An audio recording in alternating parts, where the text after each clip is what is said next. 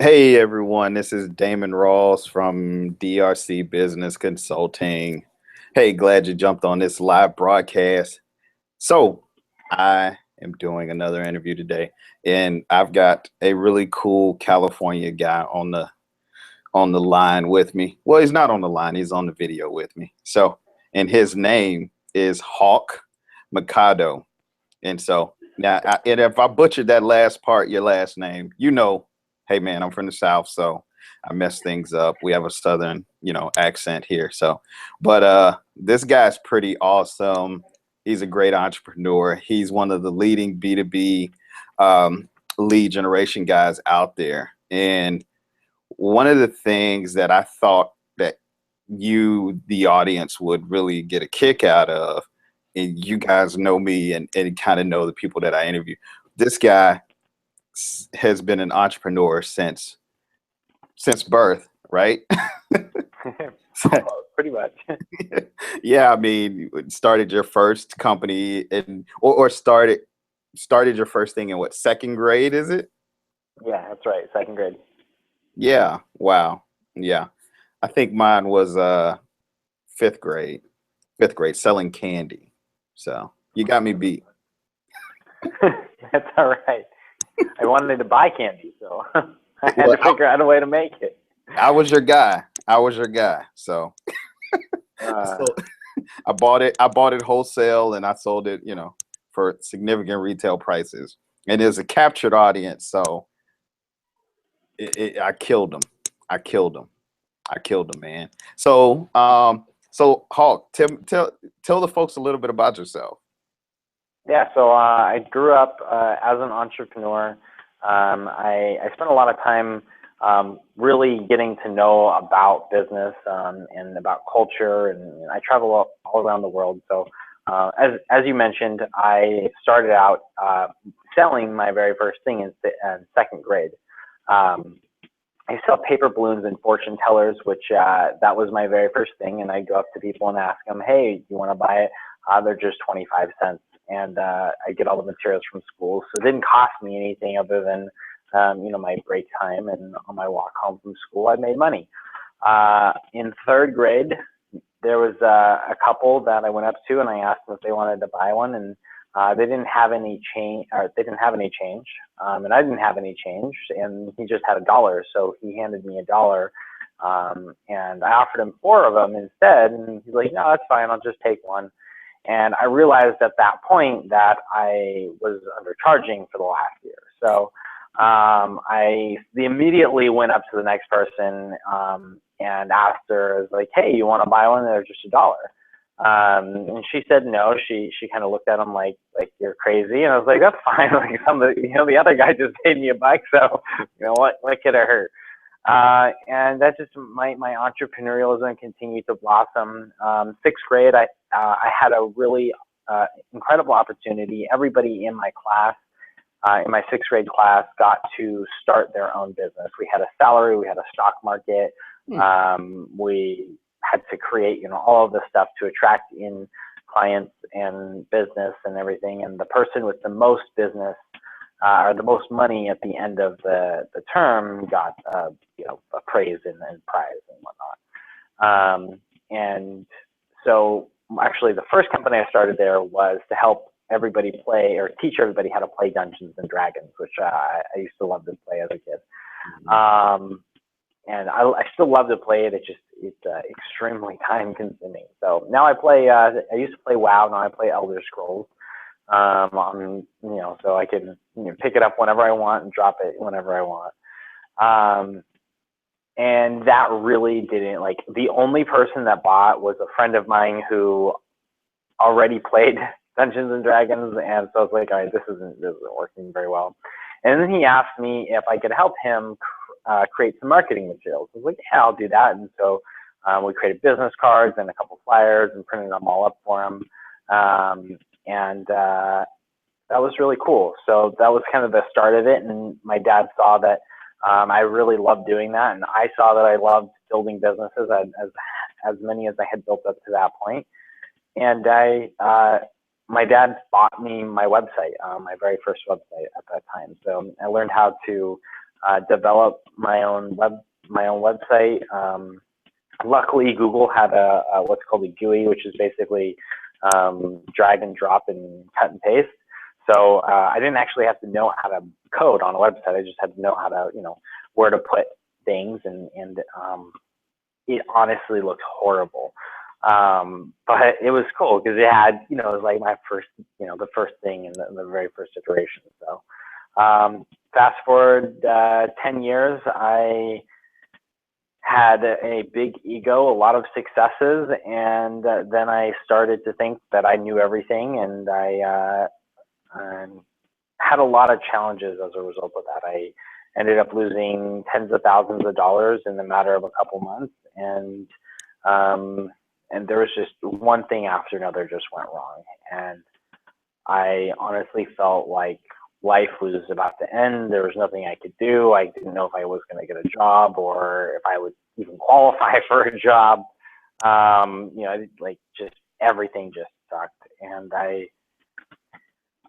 luckily I had the encouragement of my friends and my family. And I started to find mentors and get coached and, get the support that I needed to be able to take all the stuff that I had built and restart it and kick it back off.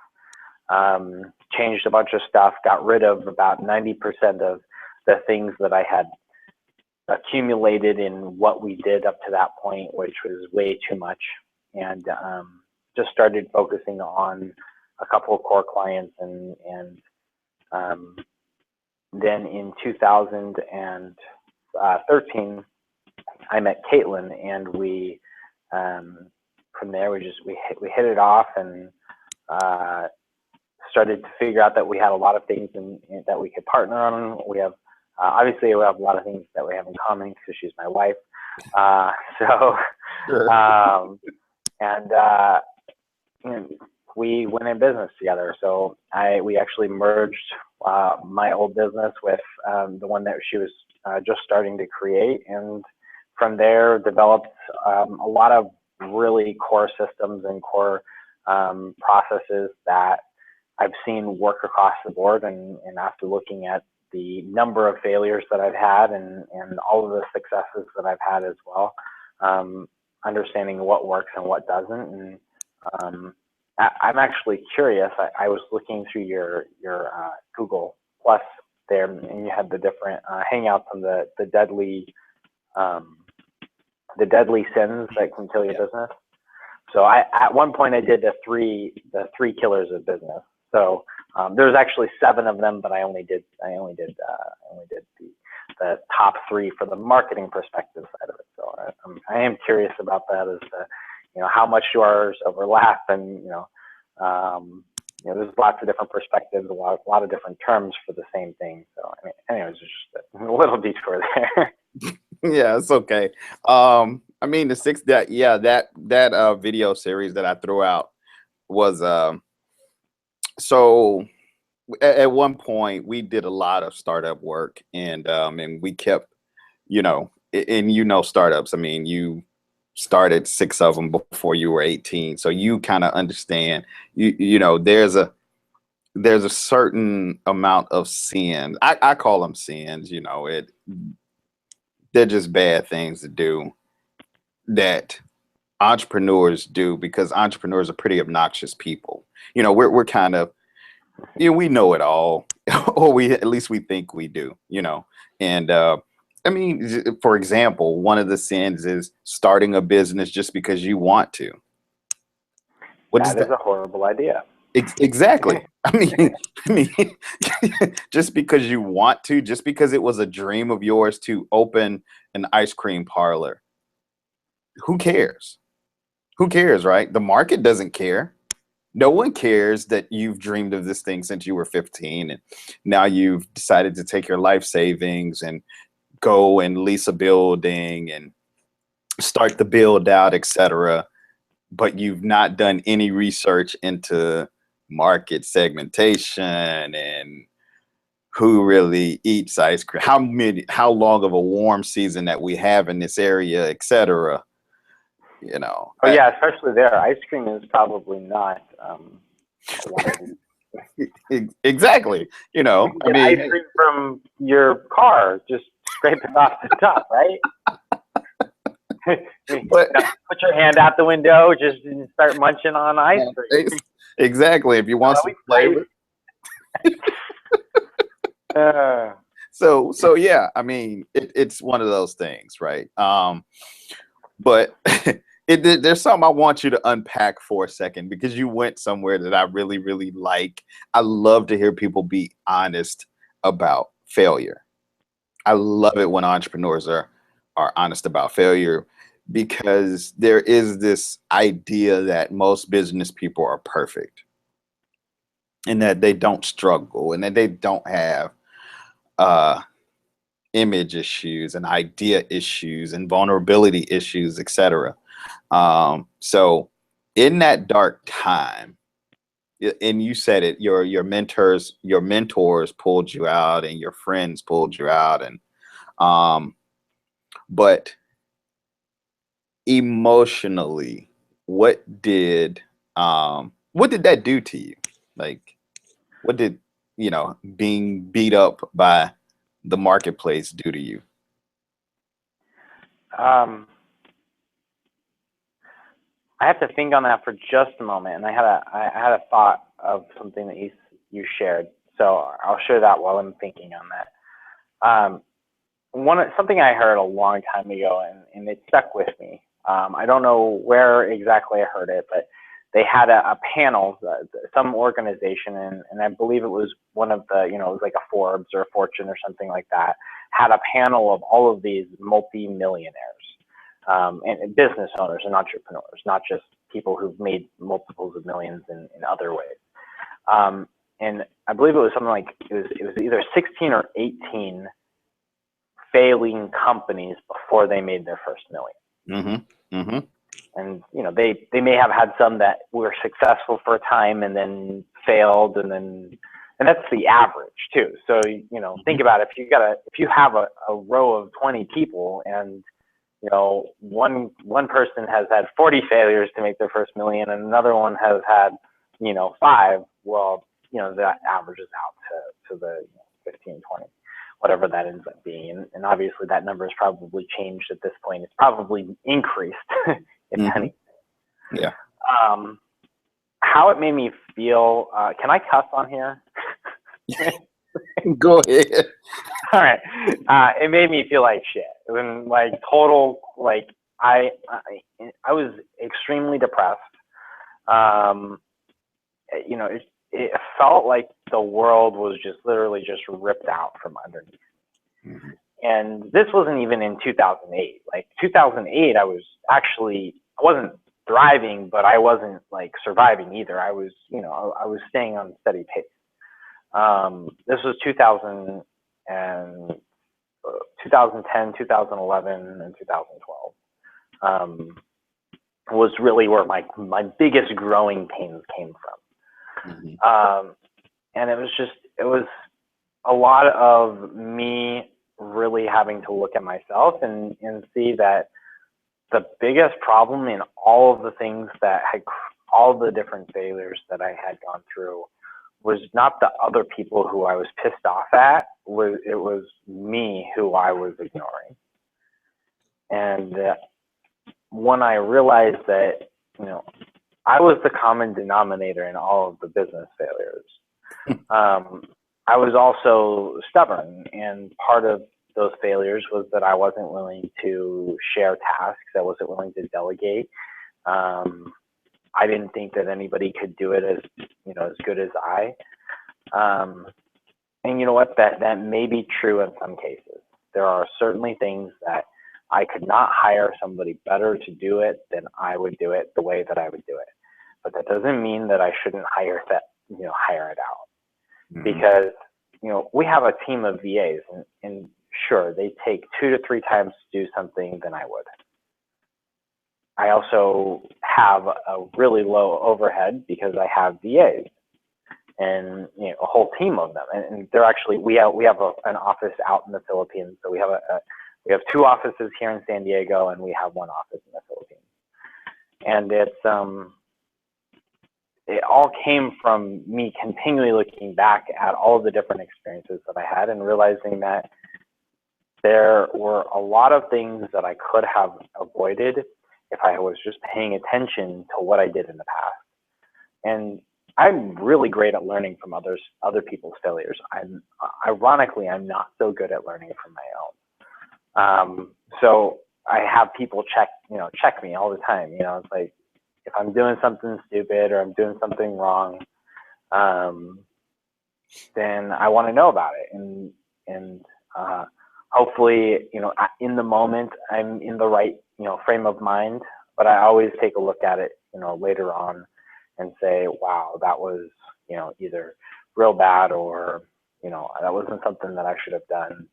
How can I stop myself from doing that in the future? What can I learn from it? How can I prevent those things from happening again? How can I create a different situation? Like, where did that situation start too? Because a great mentor of mine shared that, when a business is putting up the, going out of business sign, it didn't happen the night before. It wasn't like the night before. Well, maybe, there's the one in a million chance, but most cases it's something that has been occurring for weeks, months, or even years. And when it's years, it's unfortunate because those companies are usually spending thousands and thousands of dollars negative in terms of what they're bringing in to what they're actually spending every single month. We see this most often with like doctors, private practice doctors, chiropractors, dentists, and also small retailers as well, where they're consistently going out and getting a loan to pay for, and it's not to say that they can't make a lot of money, because they can certainly, you can generate the revenue, you can increase prices, or you can see more people, or you can have more foot traffic. The biggest challenge, of course, is not being willing to hire the experts who can actually do that for you, because you're good at what you're good at. You know your expertise, and when you're doing what you're the best at, I mean, it's $1 million game. Like, you're literally, like, I honestly believe that every single second is worth at least $1 million. And if you're willing to play at that, then, and whatever, of course, that value is for you. But for me, like, I know that every single second that I'm working and I'm doing something, if it's not going to produce $1 million in revenue for me, then I am not delegating properly. And it's just, it's I don't know, in some ways it's insane to think about it, but it's also at the same time, like, what you do, the best thing you do has an extremely quantifiable ROI for you. And if you're spending that time building your website or responding to your own emails or, doing whatever, and it's during business hours, like, then you're not doing what you should be doing. And certainly if you have fun building, like I have fun building landing pages, but I don't do that during normal business hours. I do that after hours when I'm bored, or, I don't really want to watch TV because there's not a lot of stuff for me to watch on TV, and my wife wants to watch TV. So I'll jump on the computer and I'll start building landing pages, and then I'll send it to my team and be like, make these like really nice, because I put it together. I made it like look the image and convert the way I expected to convert based on the strategy. Because what I love is building that marketing, the key marketing strategies that will take somebody from online or someone who has no idea who you are, bringing them through your funnel and getting them into a one-on-one appointment where then they can spend, $5, $10, $25,000, preferably every single month. But, if not, you've got them, at least for the year, they'll be willing to spend that 25 or closer to 50,000. Yeah, Good stuff, man. Thank you for sharing that. And he gave a lot of good tips in there, folks. So hope you were taking notes. You should have been taking notes. I want to jump over to something before because I can tell you and I would probably get off task pretty easily. And Hey, that's fine with me. Like part of what I've been doing this entire last week. So we've been doing two things. One is interviewing. The second is we're launching our summit on the December 25th on Christmas. It's actual 12 days of Christmas. And so I've been doing interviews like this all week. So I know it's cool to be on the other side though, instead of, being asking the questions and not actually getting to talk. I love talking, by the way. So, this is a kind of a cool flip around. all right, good stuff. Good stuff. Well, that's what I want to talk about. Let's talk about the summit. So you guys are having a summit coming up, and it's gonna have 12 executives or 12 CEOs, business owners who've built 7, 8, 9-figure companies and doing trainings in their specific sweet spots. So, but I'll turn it over to you. So it's 12 executives, 12 days of Christmas. I didn't even get that. So, good stuff. So one of the things that I was looking at when we were first setting this up was that most companies do the 12 days of Christmas as the 12 days leading up to Christmas. But it actually starts on December 25th and goes through January 5th, which I thought was an interesting fact. So I decided to use that as part of our campaign. We weren't originally going to do it because honestly, it's probably the worst time in the world to ever do a summit, but that's okay. Like I love trying new things and then going back to my clients and saying, hey, look, this is why this was a really bad idea. So as a result of that, we'll never do that again. And don't worry, we'll never do that with you either. Or on the flip side, which is also a really great thing, is like this was the best thing we could have done hands down. So one of the other things that we're launching is the 52 hours free, which is like that thing. We're getting such an awesome response on that, and I haven't even sent it out to my list yet. It's insane. It's awesome. But there's like that. So the summit itself is 12 experts.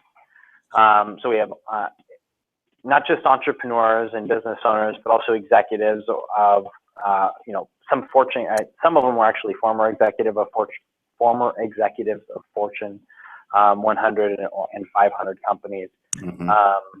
And they started their own thing, and so they understand what it takes and what they need to do to be able to build and grow a multi-million-dollar company. And there's I didn't choose it to get a list. Actually, ironically, obviously we do lead generation is one of the core offers that we do for our clients. I'm not making people opt in to watch it. There's actually no opt-in required. Now there's an option to opt in, but I have put a link under the opt-in pop-up, at the bottom of the opt-in box that says, if you just want to watch it, just save the link and you'll be able to watch it. You don't have to. Wow, that's pretty bold. You know what? I have over 10,000 people on my list. I really don't need any more. I like customers, not leads. So I figured, I'm like, you know what? It's going to a great cause. It's $200 donation to charity. So all $200 gets donated to charity. It's actually $197, but I just round up to 200 because it's easier. By the way, a lot of people do the whole SEP 97 thing, and we did it just because. But when I talk about it, I don't talk about. I consider dollars in some ways pennies. That's the relationship in terms of not to say that you should ever throw a penny away. Like if you see a penny on the ground, pick it up and thank the world or the universe or God or whoever you appreciate for the opportunity to have to find money. Celebrating money is always a great way to encourage more money to come to you. Sure.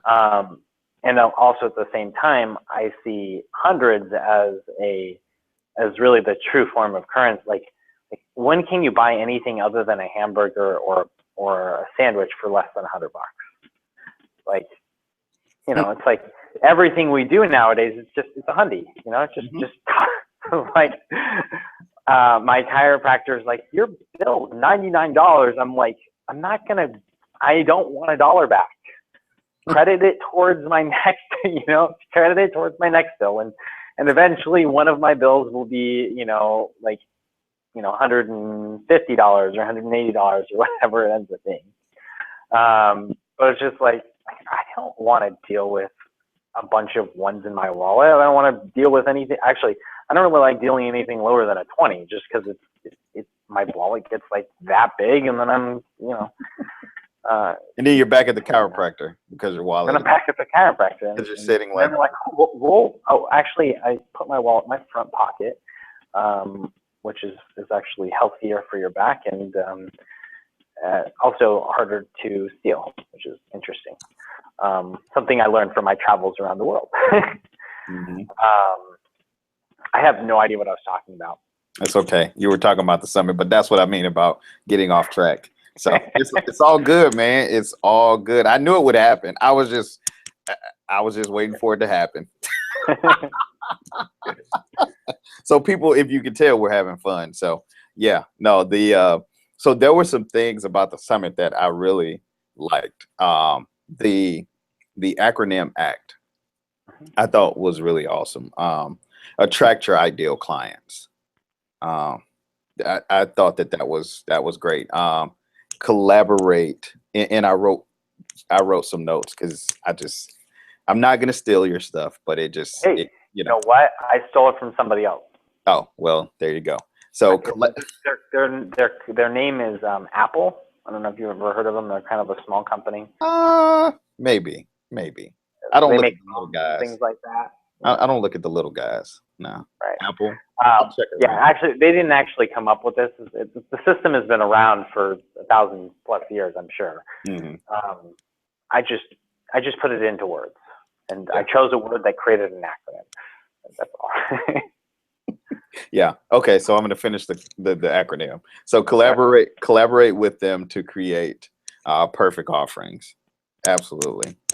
And then transform their life and their business through the relationship with you.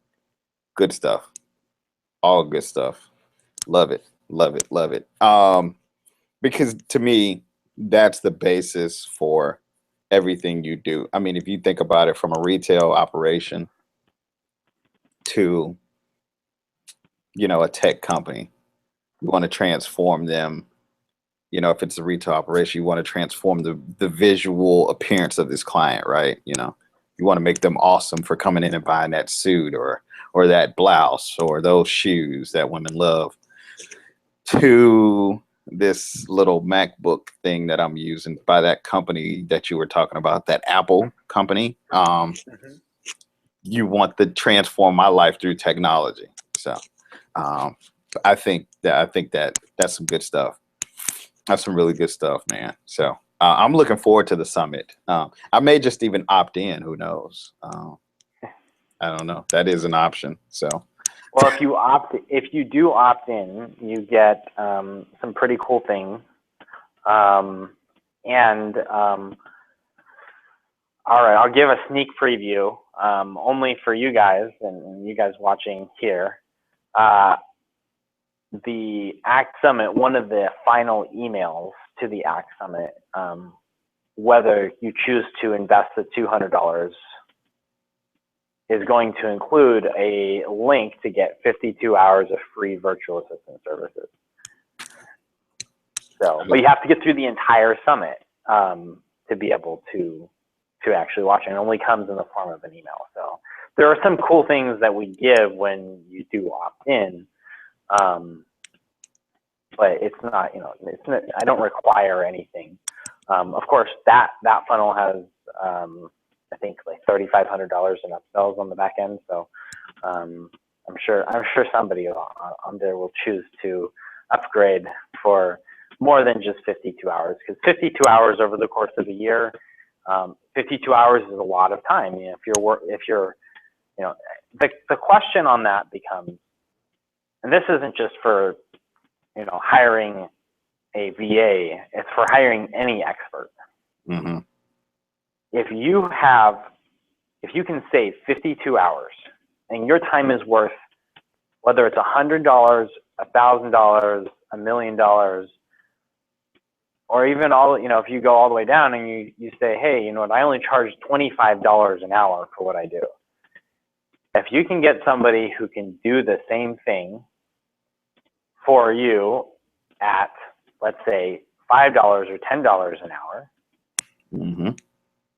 then, you know, and obviously the more advanced, the more it's going to cost, but that's a huge, huge component to being able to grow, because now you've just leveraged yourself and leveraged your time. And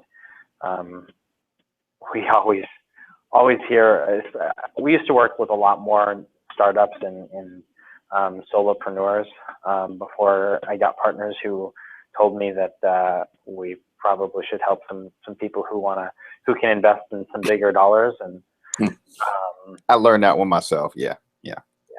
So I give my services. One of my biggest passions is helping the entrepreneur that's starting out, you know, and doesn't really have the money. So I have a couple of pro bono clients that I work with, and like, I never ask them for money. I probably never will, you know, but they give me money and they give me things, they go above and beyond for us, because we go above and beyond for them. And the only reason I can do that is because we have clients who pay us, you know, $50,000 and $100,000, and that give us that opportunity, because without the big guys, you can't help the small guys. So anyways, I'll just keep going off track here. The summit. If you do opt in, there's a lot of really cool things, because one, we actually remind you that it's available, what you're actually going to be watching that day. The link is always the same, so we're not changing the link. There's an auto timer, and as soon as the timer ends, the day ends and you can't watch it again, Okay. at least not for free. We'll be opening up the entire platform for one day on January 6th. So you can go back and watch any of them that you want to watch if you didn't purchase it. Mm-hmm. And then, of course, you can always donate $200 to charity, which you get a tax deduction, which I know nobody really likes tax deductions, and, you know, doesn't really want to, you know, make sure that Uncle Sam doesn't get his extra cut in. Mm-hmm. But the entire $200 goes to charity, and then you get unlimited access. You actually get instant access, so you don't even have to wait for the rest of the people to you know, for their videos to come out, which is kind of cool as well. So. Mm-hmm. Okay, cool. Well, I know there's something else that you've got on deck also. Do you want to talk about the book a little bit? Yeah. So every year we publish a book. Last year was called the Chief Marketing Officer Handbook for 2015.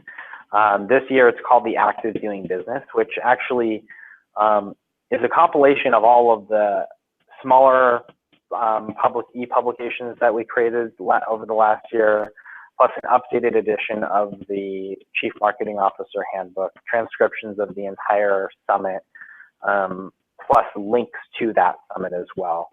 So you'll be able to watch. That's another way to watch it, but that doesn't come out till later.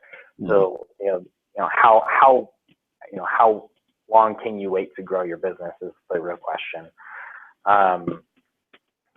And then it includes literally our entire formula behind, and really in depth too, not just you know, we've got a one-pager which gives some brief overviews and kind of the problem, the solution, why you want to actually, you know, the benefits to being able to solve that problem with the solution that we give you, and all the tools that we give you and have access to that can make that happen for you.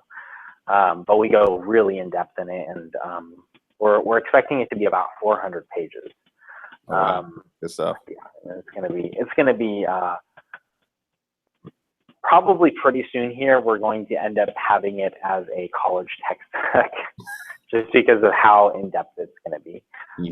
But it goes over the 6 key areas that we've seen across every single successful company. And it doesn't matter if you're a multi-billion-dollar company or a multi-hundred-dollar company. There are these same 6 principles are always true across the board, and the ones that are starting out at that multi-hundred dollars, per sale, they will see the growth when they truly implement all 6 of these.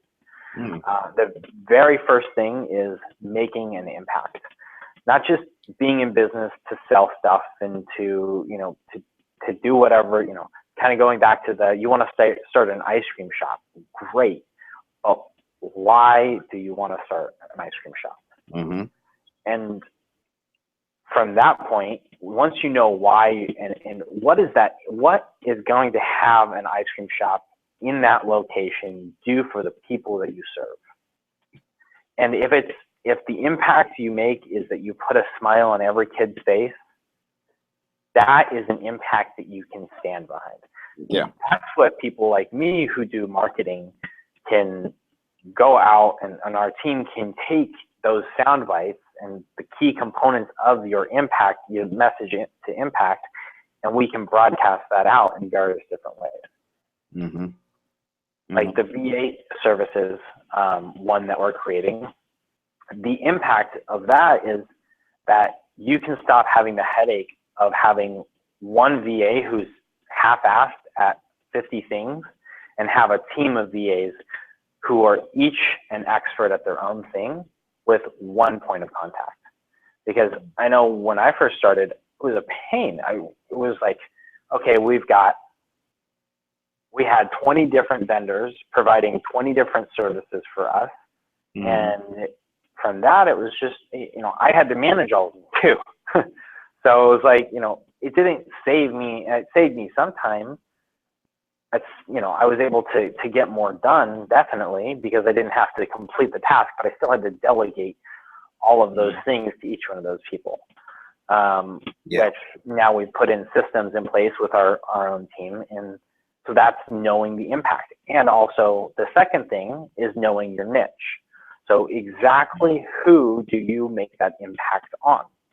Because when you know who you make an impact on, when you know the impact you're going to make, you know who you're going to make that impact on. At that point, then you can define your vision, because you've already have your vision. It's more the definition of how you're actually going to accomplish all of that. And that's what we would consider, a lot of people would consider the mindset component of being successful in business. And it's not something that we personally work on. We have lots of partners and lots of people that will help define all of those things for you. It's something that we actually require is already set in stone and already a bit, they know what that is. Now their goal is to get it across the marketplace. And the next 3 is actually the same thing as ACT, but we have 2 different. So INVERT, INVERT, is an acronym, and so is ACT. The ACT and the ERT of invert are actually the exact same thing. We just needed an extra acronym, so we changed like I said, we just changed the words to fit the bill. So whether it's engagement, being able to engage the right people. So now you've got your message, engaging the niche that you're going after, and attracting them in. So engagement, attraction, same thing. To become prospects at this point, and eventually to become customers. Once they're in your database, now you can have a conversation with them, you can collaborate with them, you can give them the best resources that they need by recommending to them. So recommend is the second thing on invert. Recommending to them the most effective and most urgent thing that they both want and need right then and there, and working with them so that you're able to provide them with what it is that they want and need. And the cool thing is that when you know why you're making an impact on the people you're making an impact on, and you have a conversation around what it is that they truly want and need that you can support them with, revenues triple, literally quadruple. We've had a 400% growth this year. And that's good stuff. Yeah, it's like, that's awesome, because, but that's not like, oh, well, that's, you guys have all this stuff in place. It has absolutely nothing to do with that. It has to do with knowing it. Targeting is one of the key components to that. Mm-hmm. Yep. And also building and co-creating something, because I know one of the best things that we've done is set up partnerships. So, you probably have partners mm-hmm. who can bring you new clients, and you can bring them new clients. And guess what? If you're getting a commission every single time you bring them a new client, and they get a commission every single time they bring you a new client, well, now when you're having a needs discovery conversation, you can say, hey, you know what? This is what we can do for you. And it's really powerful because we have a partner who does this. And now you've increased the amount of revenue that you've generated. Mm-hmm. Now, and there's a difference between affiliate marketing and strategic alliances or strategic partnerships, by the way, as well. So it's not hey, go to this affiliate link, and that work, that's valuable too, but that's not what I'm referring to here as well. You had something. No, I was just going to say strategic alliances are absolute must. Those, and you're right, they are totally different from an affiliate relationship. In my world, we do strategy consulting. So there are times where we need to bring in a CPA, because that piece, as we can strip a financials down, we may need to look at revenue pieces in the tax structure, et cetera, that may be able to bring more money to the bottom line, things like that. So where we have team members that are great at analyzing financials, but we use an outside CPA in his own firm, right? So that's a strategic relationship or strategic partnership that works. So we have we have a very similar situation that we're actually in the process of somebody I recently met at my association, and we're in the process of seeing how that might work, because he has clients all the time who come to him, and he's like, here's what you need to do to increase the amount of revenues you have, and then he just tells them to, it's like, go find it. Which is totally fine, but and there's nothing wrong with that from a high level perspective. At least you're giving the solution. Mm-hmm. But one level better is, here's the person who can solve that for you, which is, that's so much more relieving, and leaves your customers a lot happier too. If you identify a pain problem with somebody, one of the worst things that can happen is not solving that, not giving them a direct solution, and making them, feel like they have to go out and get it themselves. Mm-hmm. So just to kind of recap, because we still have one more on this, is impact, niche, vision to value. So, and that's, I didn't really touch on that much, but creating your vision equals the value you provide in the marketplace. Mm-hmm. Mm-hmm. Engagement, which is also equates to attraction, which is what we call marketing in layman's terms. When you can capture somebody's contact information, you can then bring them into the collaboration or recommendation phase, where you're co-creating, you're collaborating with them to give them the best product, service, or bundle thereof of your products and services that they can possibly get to get the results that they want and they need to get. And then from there, it really comes down to delivering the results you promise. And by delivering the results you promised, you can transform them, their business, their lives, because they know that that is solved, that's taken care of. And we have a do whatever it takes attitude. You know, when we work with a client, we don't charge hourly. We base our prices on what we expect the average project to take us to do. Mm-hmm. If something goes horribly wrong, which normally happens in marketing, having a team there to know that how to fix that or how to adjust it on the fly is really valuable and really important. And it's one of the key and core components to being able to make those adjustments and being able to deliver the results for our clients. And as a result, we know that, and our clients understand that as well, because they've, at least for us, they've seen that not all marketing is successful.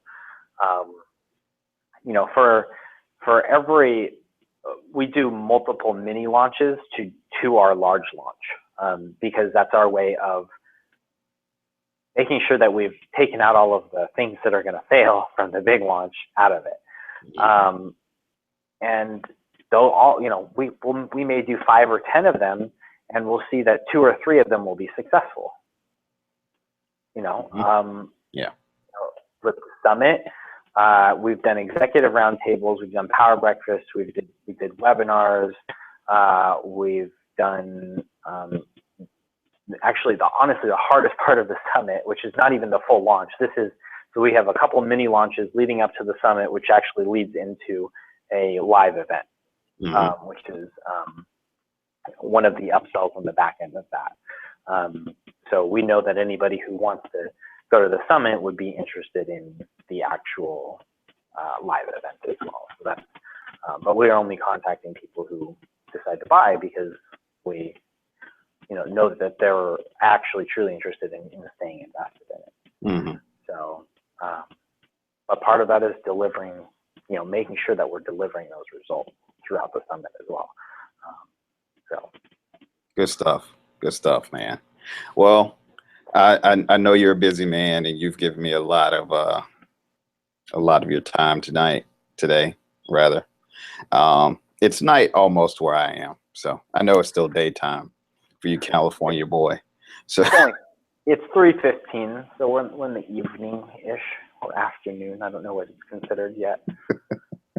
I think 3 is considered afternoon. I don't know. Yeah. So it looks pretty evening-esque out there, and everybody's already going home from work. So yeah.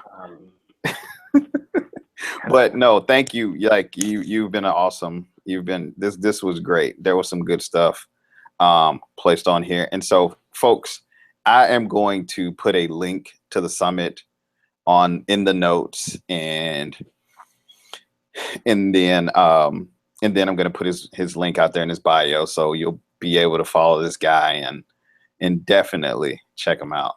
Definitely check him out, because he's got some great information. And participate in the summit, participate in the summit. There's some great topics that'll be discussed, and you've heard some of the great things here. So again, hey, Hawk, the CEO of Invert, I appreciate your time, man. Let's stay in touch, and hey, have a good rest of your Friday, dude. So thank you, man, and happy holidays to you. I appreciate you for having me on, Damon. It's been a pleasure, and definitely not like most of I've been on a lot of these things, not just hosting them, but been on a lot of them. This has been one of the most fun ones that I've been on. So thanks for bantering and playing back and forth. It's been awesome, to say the least. Well, good. I'm glad you enjoyed it, man. Everybody will take. This is me. This is me on stage when I give talks. This is me in real life. This is me. This is how I am with CEO. This is me all day, authentic as I can be. And so, again, when people talk about the show, I say, hey, look, it's like two buddies having a beer and having a discussion about what's going on in the reality, because we may dig into some tough things and then we may talk about the great things that are going on. So, but I'm sure people got a lot of value out of this conversation. And so again, I appreciate you, man. And let's just stay in touch. So Sounds good, man. Thank all you. right, great.